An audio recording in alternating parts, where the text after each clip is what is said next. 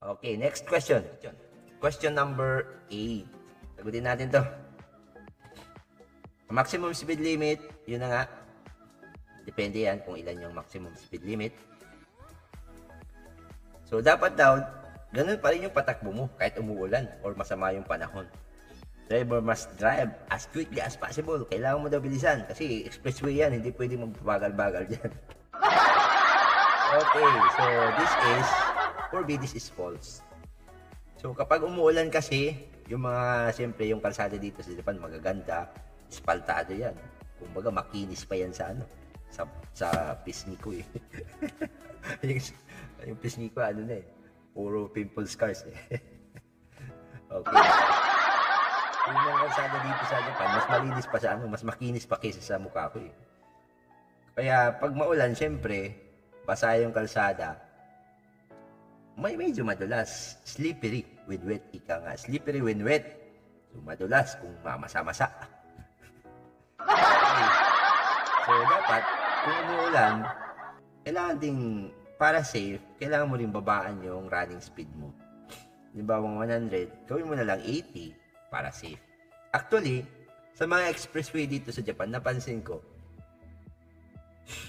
yung iba na expressway dito sa Japan, yung speed limit nila, yung bilog, di ba? Bilog, tapos mayroong number dyan, 80, 100. Nagbabago, hindi siya fixed na 100 lang, hindi siya fixed na 80 lang. LED kasi siya, LED. Kumbaga, digital LED. LED yon, may ilaw, LED. Yun na nga, syempre nga, LED nga, syempre may ilaw. So, yung speed limit na nakalagay doon, nag-change yun, depende sa panahon.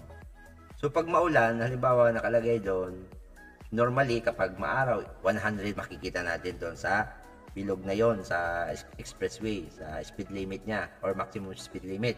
Halimbawa, 100. Kapag maulan na, pinapalitan nila yon. Pinipindot lang nila, siyempre, LED. Gagawin nilang 80. Ginagawa nilang 80. Or minsan, 60. Mayroon pang 60 kung nakita. Yun doon sa expressway. So, kapag maulan, binabawasan nila yon. Automatic yun na sini-change nila agad yung speed limit. Kaya ganun dito sa Japan, high-tech talaga. Hindi fix yung sign nila na speed limit na nakapintura, kundi LED talaga na pwede nilang i-change anytime kung may emergency or kung maulan. Okay, the answer for this is false kasi hindi mo kailangan sundin yung speed limit kung maulan kasi mapasa yung kalsada, delikado, madulas. So, kailangan mong magbawas ng speed, safe speed.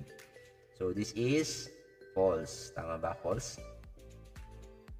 Kasi the driver must drive as quickly as possible. So, this is false. Hindi pwede yun. Kaya ito ay false. Okay.